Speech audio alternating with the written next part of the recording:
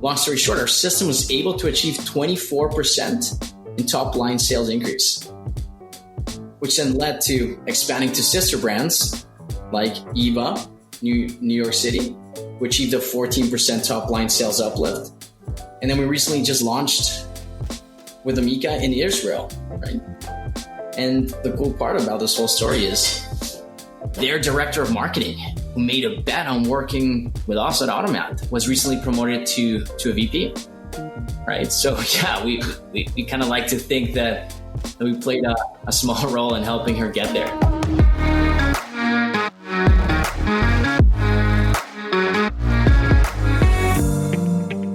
On this episode of the Rich Ad Poor Ad podcast, we have Andreas Lamont from Automat.ai. Andreas is going to unveil for us how Automat is able to add 10% of revenue year after year to their clients' businesses, the importance of zero-party data versus third-party data, and lastly, a new metric on being able to track your return on personalized spend. This is a really informational episode, y'all, so sit back, relax, and enjoy the show. We're back in action with another episode of the Rich Ad Poor Ad podcast. Today we have a very special guest. These guys only work with e-com brands spending 10 plus million. I'm sure they work with a couple others, but that's where they can kind of guarantee those results. Now, this guy I actually met a few years ago at the ManyChat conference, and if you know what that is, it's all about conversational AI, and he's still in that world, and they are killing it. So I'm going to hype it up a little bit more, but without further ado, we have Andreas Lamont, the director of partnerships over at Automat. Now, these guys spend $100K a month on their own ads, generating leads to essentially, convert at the end of the day. But they're doing some pretty wicked sweet things that's kind of all about personalization, which could boost the AOV and the conversion rate side of things. So, if you're on the e-com side, tune in. So, Andreas, what's up, man? Hey, Dylan, how's it going, man? Pretty good. Another day in the office, looking at ads and stuff. So it's always nice to chat with old friends, especially on the podcast. So, I can't complain there. True. So, give everybody a little backstory, kind of what you're getting into, your background as well as the Automat side of things. Absolutely. So, first of all, thanks for having me. And a little bit about my backstory. So I live in Vancouver, Canada. My name is Andreas Lamont. I've been in the advertising e-commerce space for about 6 years now, primarily managing teams that run marketing campaigns.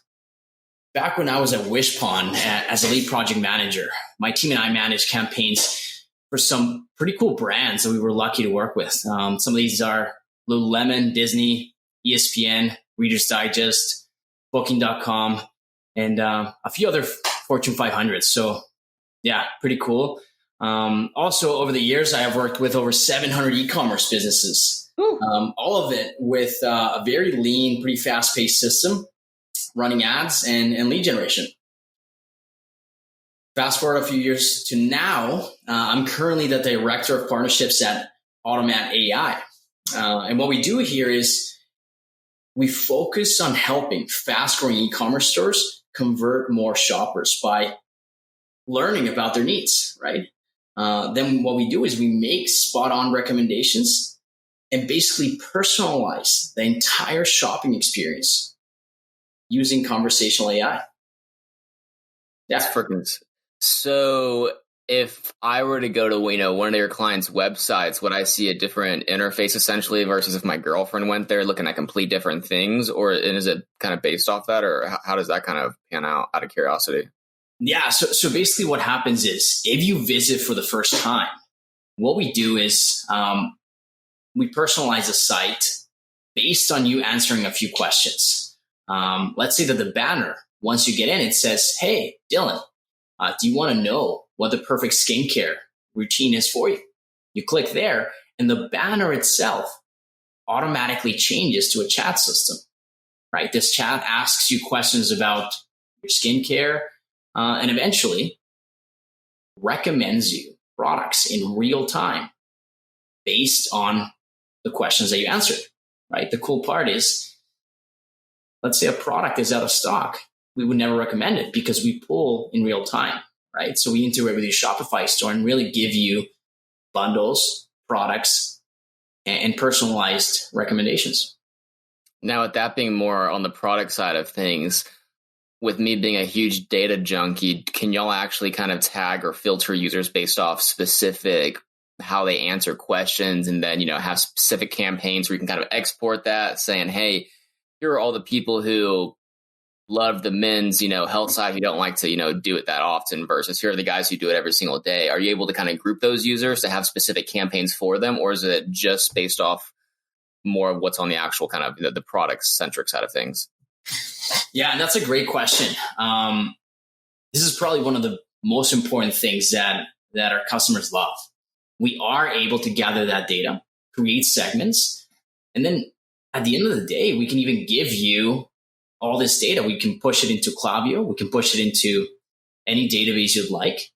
And it also helps research and development teams to know what products they should focus on more, right? If product A is getting the most engagement or the most recommendations, well, maybe for our next line, let's focus on a variation of those products. That's super interesting there. It's all about owning your own data. So I was like, man, if I could take that data and, turn it into different list segments, that's freaking sick. So now that we all have an idea of kind of what y'all are getting into over there, let's dive into some super cool success stories, AKA our rich ad here. So, we love to kind of dive into the good stuff. So, what's been y'all's kind of rich ad, or, what's been working really good, or just a really good kind of use case there?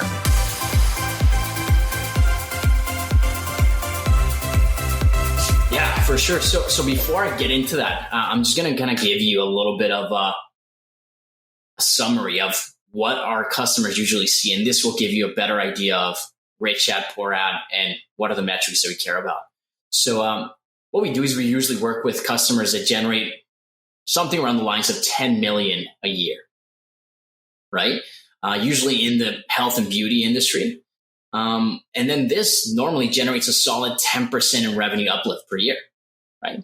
So if they generate 10 million, they could see a 1 million in revenue uplift, right? This almost equates to around a 40x in ROI. And now based on that, the rich ad story. So this customer we work with and we've been working with for a while, they're called Amika. They sell hair products. And what they wanted to do is they wanted to deliver a more personalized shopping experience. They felt that if they asked their customers about their needs, they could help them find the right products for them and help customers buy with confidence. That was their goal, right? Now, the challenge here was this was their biggest marketing expenditure for the year. And we felt, obviously, based on that, a lot of responsibility to deliver great results, right? Long story short, our system was able to achieve 24% in top line sales increase, which then led to expanding to sister brands like Eva, New York City, who achieved a 14% top line sales uplift. And then we recently just launched with Amika in Israel, right?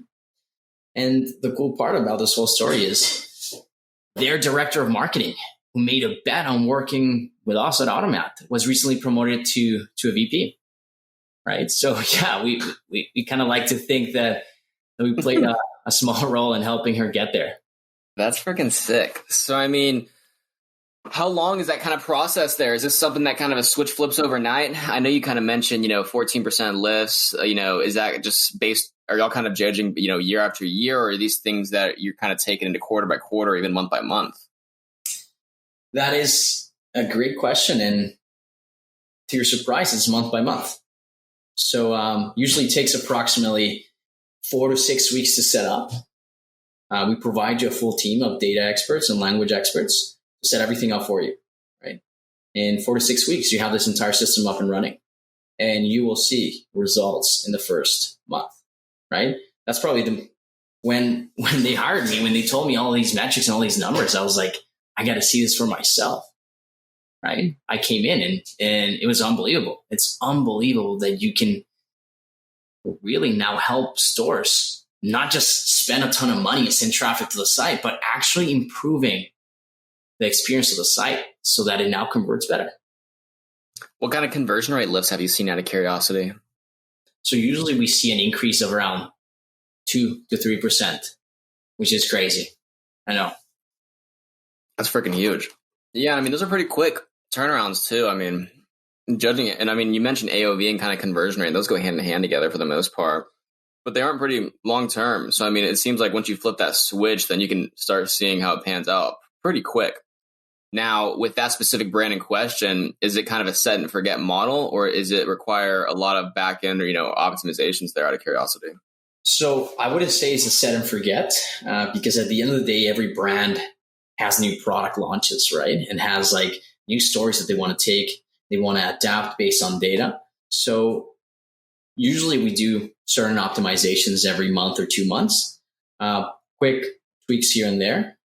But you get a project manager that works the entire time with you, making sure that we do reach those targets, those KPIs, and that conversion rate that we agreed at the start. That makes sense. So that's a good story.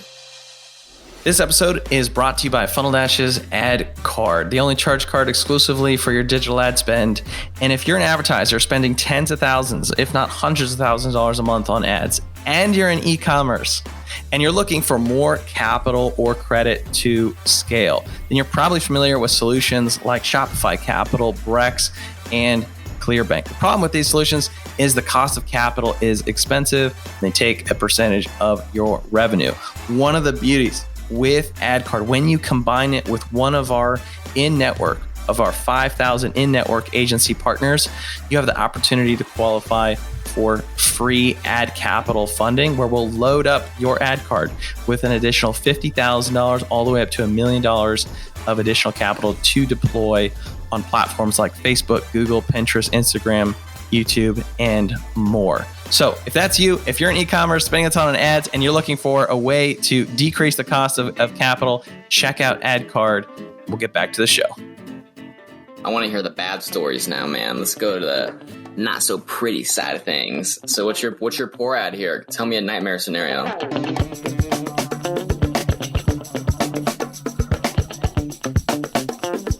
Dylan, you're going to laugh at this one, but it's using Facebook Messenger chatbots. So I know that like you and I went to 3 conferences? Think so. I mean, it's been a few years, but yeah, those were fun. What do you think about Facebook Messenger chatbots? Me, I hate them. I'm personally, but I mean, I'm also not the people who like I would want to hit with it. I just feel like I'm just so bogged down for people trying to sell me products and shit every single day to where it just drives me nuts. So I mean, if you're a normal person, I mean, if you get a message from a relevant brand with a good offer, I mean, that aspect I do like of it, but I mean, the reason I don't even do them anymore is they're just so labor intensive. If Facebook changes a policy, you got to go in and change something else typically. So the amount of legwork involved is just something I have no desire to be around for the most part. Yeah, no, and I completely agree with you. At the start, I believed so much in Facebook Messenger chatbots. So I tried everything. We've tried everything. And when it came to e-commerce space, we were not able to crack the code, right? Just like you, right? We failed miserably and realized customers don't want to interact with the brand through a Facebook app, which people don't always trust, right? And as soon as we shift Facebook and trust in the same sentence, man. I know, and it's been happening more and more over the past years, right? Yeah, and in the moment, Dylan, that we shifted our technology out of social media and messaging channels, we saw a massive boost in traffic and engagement, right? And our takeaway from this was that consumers don't mind deepening a relationship with a brand as long as it's happening in their own website and not through social media sites, right? They don't mind sharing information with a brand as long as they are getting something useful, like maybe helping you find the right product for them and giving them confidence in buying.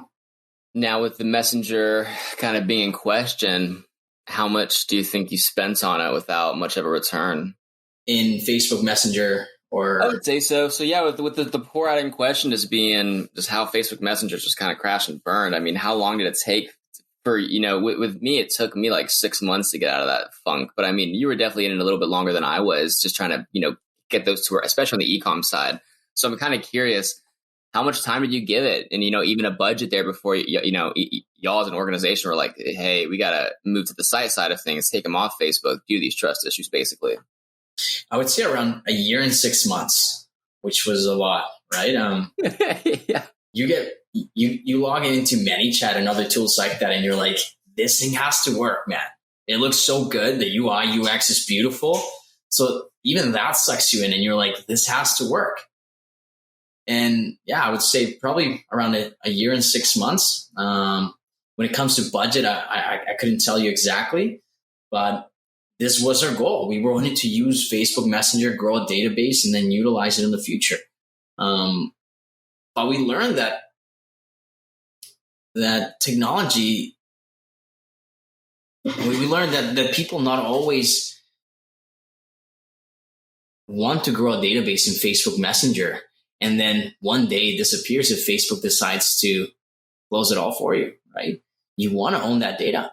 When what's happening with iOS and all the restrictions that they're happening, you want to hedge your bets, right? You want to make sure that Facebook Messenger decides to block your account, you don't lose all the data you spent your money collecting.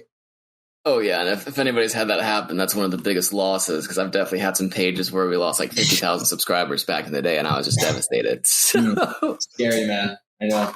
Yeah, I mean, that's a great point, too. Even on the iOS side, I mean, being able to own your own data is one thing, but when it's on website activity, I mean, that's a whole nother layer of data versus what you can get with Facebook. So, I mean, that's just, yeah. Yeah. So we've been through the good things, the not so pretty good things. I would say we dive into some sort of financial tip or principles. So this could be personal, business related. It could be what y'all are doing at Automat.io. So, I mean, what kind of business principles or personal principles do y'all kind of live by on the financial side of things? Yeah. So there's two main ones that I wanted to tell you about. And I think one of them, obviously, based on what I'm telling you on this call is important. And I think this one is important to mention it again. It's personalization right now. It's a must. Do you agree, Dylan? Oh, big time. Right. And if you are going to do personalization, do not use third-party data to do this. Right. What I mean by that is do not buy email lists. Right. The problem is when you're purchasing a set of consumer data from a third-party broker with the goal of better targeting, what really ends up happening is the prospect ends up having the discomfort of how mysteriously your brand became aware of their needs, right? And this mystery breeds mistrust, right? On the other hand, collecting zero-party data, meaning information about the prospect that is shared directly between them and the brand, throws the door wide open for the brand to earn the visitor's trust, right? Think about it this way. If a friend of yours had a health problem and you heard about it from another person, and the friend who was sick found out, they would probably be really upset to learn that you were talking behind their backs about such a personal issue. Whereas if a person came to you and told you about their health issues, and you later came back to them to ask how they were doing, that would not be weird. It would likely be perceived as concern and thoughtful, right? Zero-party data is when a consumer tells you about themselves and then isn't upset when you use that data in a thoughtful way. Is there any kind of pricing difference? Of course, with third-party data, I've used a lot of cool tools like HighRoast, Wicked Reports, all that kind of cool stuff. And there's always a pretty hefty price tag involved. How would you frame that price tag versus the zero-party data, essentially? Is it pretty similar, or? I would probably say it's pretty similar. And the only benefit is once you own it, when they give it to you, you have way more real information about what they're engaging, what they like, what they don't like. And once again, with everything that is happening with the iOS restrictions, this is even going to get tougher, right? So if they're giving you their own information, well, you can use it in real time. That's a good one, actually. Yeah, that's actually a super good one. And iOS is just such a good one because, I mean, shoot, we had so many podcasts before the iOS days, and now it's It's a hot topic. So, I mean, all these new ones are kind of focusing on that. So it's just killer there. You mentioned you had another point. What's the other one? Yeah. So the other one is a pretty cool metric that we created, obviously based on the tools and the systems that we run.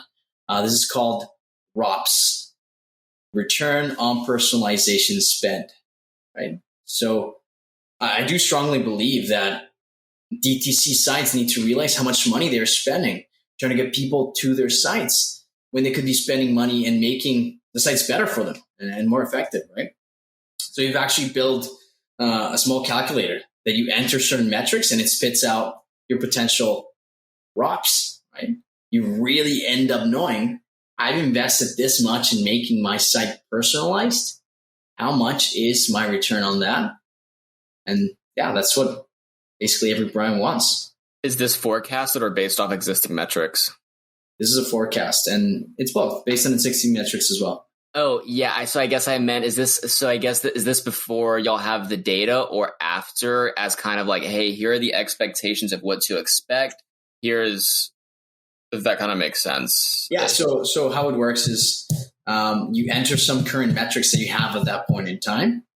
For example, number of SKUs, current conversion rate, how many visitors, how many sales you have per year. And then it spits out a number letting you know if you add A, B, and C, your return on personalization spend will be D. That's super different. That's cool too. You know, we all love some good acronyms there, and especially return on spend data. But personalization spend, that's super interesting there. That's a tough cookie to crack. So, I mean, y'all are already ahead of the game with that, especially in y'all's realm. So I guess it comes down to it, man. I mean, do y'all have any kind of fun new projects in the works? Is there any way we can kind of support you? You know, what's going up big over there? Yeah. So for now, over the past 6 months, we've realized that we are doing very well with 99% of our clients. So what we've now done, we've actually opened up a pretty good offer in partnership with Funnel Dash, which is anyone that does sign up through us or books a demo with me after the call. You basically sign up for the software, talk to me, and there is no contract. Your first month, you should receive the results that we talked about in our first call. And if you don't, you can just rip off the tool and go on your way. So the only things that are important to consider are these brands need to be making anywhere around between above $5 million per year. They need to have anywhere around above 20 SKUs. And if they are in the health and beauty industry, it is way more probable that those results are going to be achieved. Give us a lander, man. I will. I'll send it to you in the next day or two. Any idea what it's going to be just yet? Not yet. But all right, y'all. You heard it first. We'll put it in the show notes. Make sure to check it out. We have a custom lander in collab with Funnel Dash there. So if you're into Funnel Dash and love this kind of stuff, make sure to check this out because it's going to be a killer offer, and it's months a month. It's kind of a no-brainer there. Well, Andreas, man, thanks for jumping on. This has been an absolute pleasure, and we'll definitely get you back on, towards end of the year, start next year to kind of see how it's been going.